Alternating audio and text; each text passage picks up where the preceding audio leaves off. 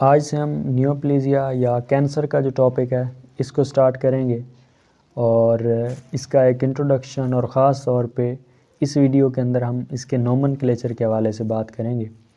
First of all अगर बात की जाए नियोप्लेजिया क्या होता है, abnormal and uncontrol growth of cells leading to formation of tumour और मैस ऑफ टिश्यूज़, यानी कि सेल्स की एबनॉर्मल और अनकंट्रोल्ड प्रोडक्शन और ग्रोथ स्टार्ट हो जाएगी और उसकी वजह से एक मैस बन जाएगा या एक ट्यूमर बन जाएगा। अब वो ट्यूमर या तो बिनाइन हो सकता है या मलिग्नेंट हो सकता है। बिनाइन हम उसको कब कहेंगे, वो जो मैस बनेगा जब वो लोकलाइज्ड होगा, स्प्रेड नहीं कर रहा होगा। लेकिन अगर वो स्प्रेड कर रहा है, जहाँ पे बना है उसके इर्द गिर्द और मुख्तलिफ़ जगह पे स्प्रेड कर रहा है, तो उसको मलिग्नेंट ट्यूमर कहेंगे। इसको आगे हम डिटेल से डिस्कस करेंगे। इसकी वजूहत क्या हैं नियोप्लेजिया की? डीएनए म्यूटेशन, यानी डीएनए के सीक्वेंस के अंदर कोई चेंज आ गई है जिसकी वजह से नॉर्मल की बजाय एबनॉर्मल प्रोडक्शन या ग्रोथ सेल्स की वो स्टार्ट हो जाएगी।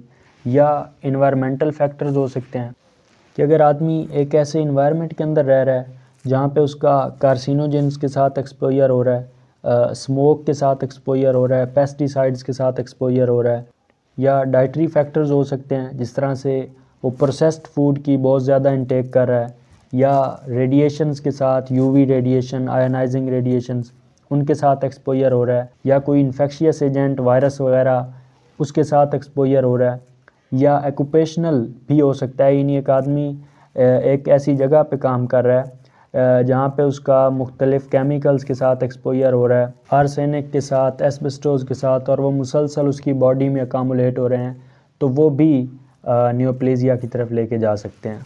उसके बाद नोमेनक्लेचर पे जाने से पहले यहाँ पे आपको कंपोनेंट ऑफ ट्यूमर का पता हो कि एक ट्यूमर के दो मेजर कंपोनेंट्स होते हैं, एक पैरेन्काइमा और एक स्ट्रोमा। इन दोनों में क्या फ़र्क होता है? पैरेन्काइमा जो है इसके अंदर आपको पता होना चाहिए कि इसके अंदर नियोप्लास्टिक सेल्स जो हैं वो मौजूद होते हैं पैरेन्काइमा के अंदर, और जो दूसरा कंपोनेंट है स्ट्रोमा, उसके अंदर नॉन नियोप्लास्टिक सेल्स मौजूद होते हैं। ये मेजर डिफरेंस है। अब चूँकि पैरेन्काइमा के अंदर नियोप्लास्टिक सेल्स हैं, यानी म्यूटेटेड सेल्स वो इस पैरेन्काइमा के अंदर हैं, तो ये पैरेन्काइमा के अंदर मौजूद neoplastic cells he behaviour of neoplasia को डिटरमाइन करते हैं, और नोमेनक्लेचर जो है वो भी इसी पैरेन्काइमा के ऊपर डिपेंड कर रहा होता है कि उन सेल्स के अंदर कितना पोटेंशियल है, क्या उनकी वजह से एक बिनाइन ट्यूमर रहेगा या वो मलिग्नेंट ट्यूमर बनेगा, या किस तरह का उसका बिहेवियर होगा, तो वो इन नियोप्लास्टिक सेल्स के ऊपर डिपेंड कर रहा होता है। और जो दूसरा इसका कंपोनेंट है स्ट्रोमा, उसके अंदर नॉन नियोप्लास्टिक सेल्स होते हैं, और ये जो स्ट्रोमा वाला पार्ट है ये ट्यूमर की ग्रोथ के अंदर जो है इम्पॉर्टेंट रोल प्ले करता है। ग्रोथ ऑफ ट्यूमर के लिए ही ज़रूरी होता है, और इसके अंदर आपको connective tissues, inflammatory cells, blood vessels, ये तमाम चीज़ें जो सपोर्टिव हैं, जो ट्यूमर की ग्रोथ के लिए ज़रूरी हैं, वो तमाम चीज़ें इस स्ट्रोमल पार्ट के अंदर आपको मिल जाएंगी। उसके बाद अगर इसकी नेमिंग की या नोमेनक्लेचर की बात की जाए तो यहाँ पे बिनाइन का नोमेनक्लेचर है और यहाँ पे मलिग्नेंट का लिखा हुआ है। तो इनमें सबसे पहले मेजर क्या डिफरेंस है? जो बिनाइन ट्यूमर है उसका सुफिक्स यानी कि उसके एंड के ऊपर ओमा का लफ्ज़ आपको मिलेगा। जिस तरह से ये मैंने नीचे ढेर सारे लिखे हुए हैं, इनमें फिब्रोमा है, कॉन्ड्रोमा है। अब एंड पे आपको क्या मिल रहा है? ओमा का लफ्ज़ आ रहा है, यहाँ पे ओमा आ रहा है, यहाँ पे आ रहा है। तो ये जो बिनाइन ट्यूमर्स होंगे इनका जो सुफिक्स होगा वो ओमा होगा, और जो मलिग्नेंट ट्यूमर्स हैं उनका सुफिक्स होता है सारकोमा या कार्सिनोमा। जिस तरह से यहाँ पे मैंने लिखे हुए हैं फिब्रो सारकोमा, अभी एंड पे सारकोमा आ रहा है, तो ये क्या बताएगा कि मलिग्नेंट ट्यूमर है। कॉन्ड्रो सारकोमा, सारकोमा आ गया तो मलिग्नेंट ट्यूमर है। स्मॉल सेल कार्सिनोमा या लार्ज सेल कार्सिनोमा, एंड पे कार्सिनोमा आ गया तो ये भी मलिग्नेंट ट्यूमर है। तो ये दो चीज़ें सबसे पहले आपको पता हो कि बिनाइन का जो सुफिक्स है वो ओमा और मलिग्नेंट का सारकोमा या कार्सिनोमा है। अब सबसे पहले हम ये जो कैटेगरी है बिनाइन ट्यूमर की, इसका थोड़ा सा ओवरव्यू कर लेते हैं। First of all fibroma. अब ओमा का लफ्ज़ बता रहा है कि ये एक बिनाइन ट्यूमर है, और इसके पीछे ये जो फिब्रो लिखा हुआ है इसका मतलब क्या है कि फिब्रस टिश्यू इन्वॉल्व है, उसके अंदर ट्यूमरस ग्रोथ हो रही है। ये फिब्रस टिश्यू कनेक्टिव टिश्यू की एक किस्म है। तो इसके अंदर अगर बिनाइन ट्यूमरस ग्रोथ हो तो उसको फिब्रोमा कहेंगे। इस तरह से कॉन्ड्रोमा है, एंड पे ओमा आ रहा है, इसका मतलब बिनाइन ट्यूमर है कहाँ पे, कॉन्ड्रोमा, यानी कि कॉन्ड्रोसाइट्स को इन्वॉल्व कर रहा है बिनाइन ट्यूमर। इस तरह से एडिनोमा है, एंड पे ओमा आ रहा है, बिनाइन ट्यूमर है। और एडिनो, ये इंपॉर्टेंट चीज़ है, ये आपने याद रखना है। ये जो एडिनो का लफ्ज़ है ये कहाँ पे इस्तेमाल होता है, अराइज फ्राम ग्लैंडुलर टिश्यू और इट हैव ग्लैंडुलर अपीरेंस। ये हर उस ट्यूमरस ग्रोथ के लिए इस्तेमाल होता है एडिनोमा जो कि या तो उसका ग्लैंडुलर ओरिजिन है या उसकी ग्लैंडुलर अपीरेंस है। ग्लैंडुलर ओरिजिन होने का क्या मतलब है कि इनमें से सिक्रीशन हो रही है। जिस तरह से जो हमारे पास एड्रिनल कॉर्टेक्स का अगर ट्यूमर बन जाए तो उसमें से सिक्रीशन हो रही होती है, तो वो उसकी एक किस्म की ग्लैंडुलर टिश्यू से राइज कर रहा है या ग्लैंडुलर उसका ओरिजिन है। वो भी अगर बिनाइन नेचर का होगा तो उसको हम एडिनोमा कहेंगे। और दूसरी बात ग्लैंडुलर अपीरेंस, यानी कि उसका जो ओरिजिन है वो ग्लैंडुलर नहीं है, उसमें से कोई सिक्रीशन वगैरह नहीं हो रही, लेकिन जो उसकी अपीरेंस है वो ग्लैंड की तरह की है, तो उसको भी हम एडिनोमा ही कहेंगे। और इसकी क्या एग्जांपल है, जिस तरह से जो हमारे पास रेनल एपिथेलियम का अगर ट्यूमर बन जाता है, रेनल एपिथेलियम,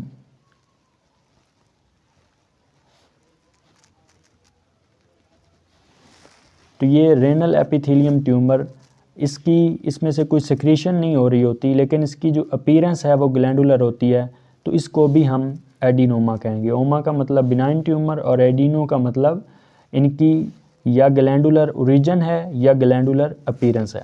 उसके बाद पेपिलोमा है, इसके एंड पे ओमा आ रहा है, मतलब बिनाइन है, और ये it is arised from any surface, यानी ये पेपिलोमा ये एक बिनाइन ट्यूमर है जो किसी भी सरफेस से अराइज कर सकता है। किसी भी सरफेस का क्या मतलब है, स्किन सरफेस से राइज कर सकता है, म्यूकस मेम्ब्रेन से कर सकता है, या किसी ग्लैंडुलर टिश्यू से भी अराइज कर सकता है। उसके बाद पोलिप्स, ये आपने याद रखना है कि ये बिनाइन भी हो सकता है, मेलिग्नेंट भी हो सकता है और नॉन नियोप्लास्टिक भी हो सकता है। नॉन नियोप्लास्टिक का मतलब कि ये कैंसरस नहीं होगा, बल्कि किसी भी इन्फ्लेमेटरी कंडीशन की वजह से भी बन सकता है, और ये म्यूकोसल सरफेस से अराइज कर रहा होता है।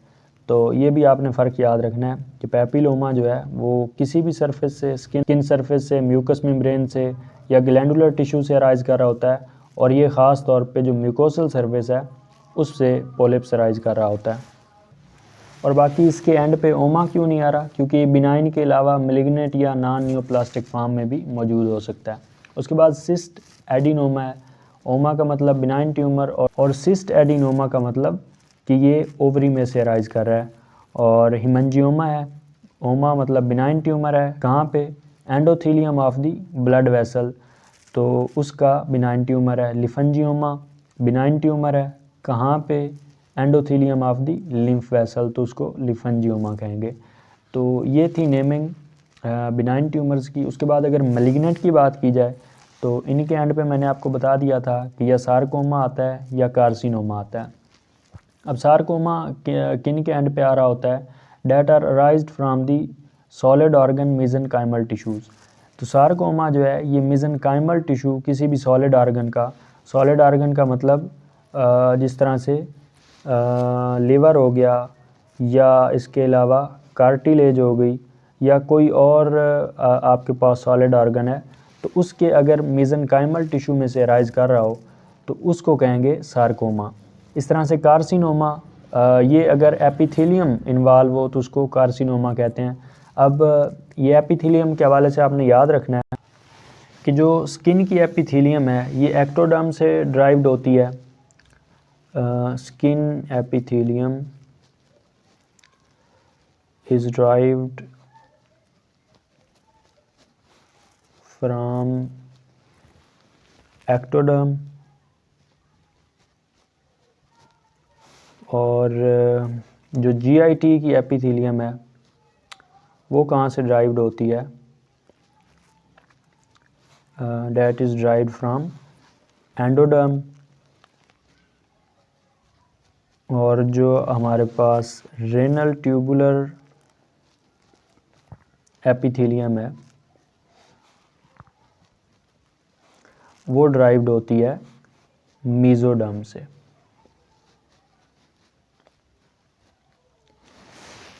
तो ये आपने याद रखना है कि अगर एपिथेलियम इन्वॉल्व हो तो इस तरह के ट्यूमर को आप उसके एंड पे कार्सिनोमा आएगा और वो मैलिग्नेंट ट्यूमर होगा। अब इसकी एग्जांपल्स पे आने से पहले ये एक और लिखा हुआ है कि if the malignant tumour involve blood that will be leukaemia या लिम्फोमा। ये अलग से ब्लड कैंसर का जो टॉपिक है उसमें हम डिस्कस कर चुके हैं। ये भी मैलिग्नेंट नेचर के होते हैं और इनका लिंक जो है डिस्क्रिप्शन में मौजूद है अगर आप उसको देखना चाहें तो।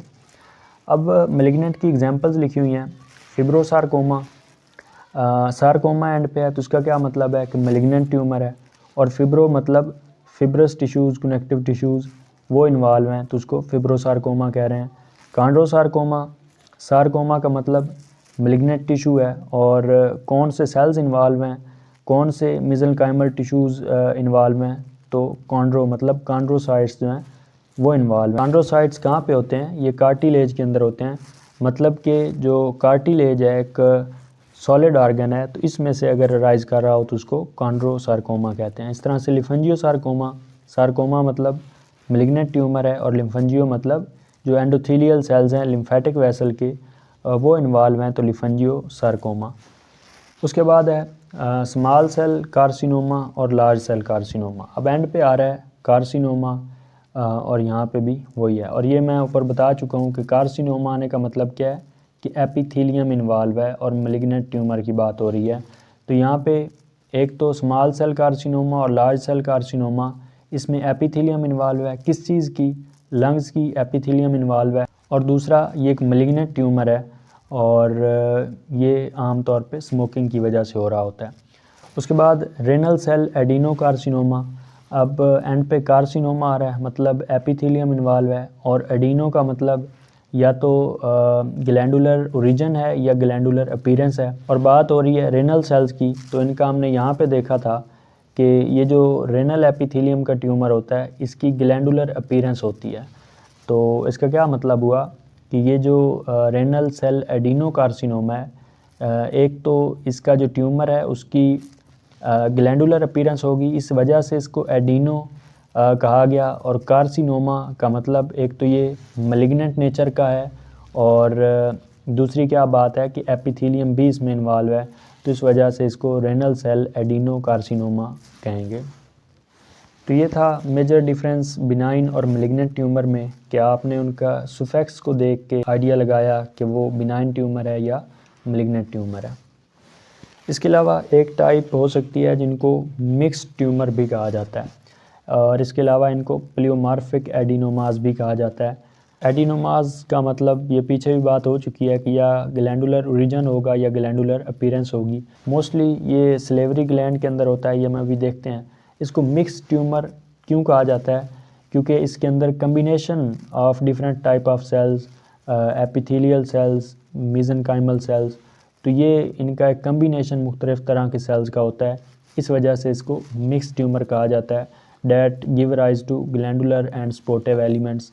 और इसके अलावा ये बिनाइन भी हो सकता है और मैलिग्नेंट नेचर का भी हो सकता है। मोस्टली बिनाइन होता है, बहुत कम इसकी नेचर जो है वो मैलिग्नेंट होती है। अब सलेवरी ग्लैंड का जो ट्यूमर है उसको हम मिक्स ट्यूमर कह सकते हैं। क्यों कह सकते हैं, क्योंकि ये एक ही जो ट्यूमर है सलेवरी ग्लैंड का, ये मुख्तलिफ़ किस्म के जो ट्यूमर्स हैं उनकी करैक्टरिस्टिक शो कर रहा होता है। अब ये सलेवरी ग्लैंड का ट्यूमर, ये कार्सिनोमा भी हम इसको कह सकते हैं क्योंकि इसमें एपिथेलियम इन्वॉल्व होती है। मैलिग्नेंट नेचर भी हो सकती है। एडिनोमा भी कह सकते हैं क्योंकि इसका ग्लैंडुलर ओरिजिन होता है।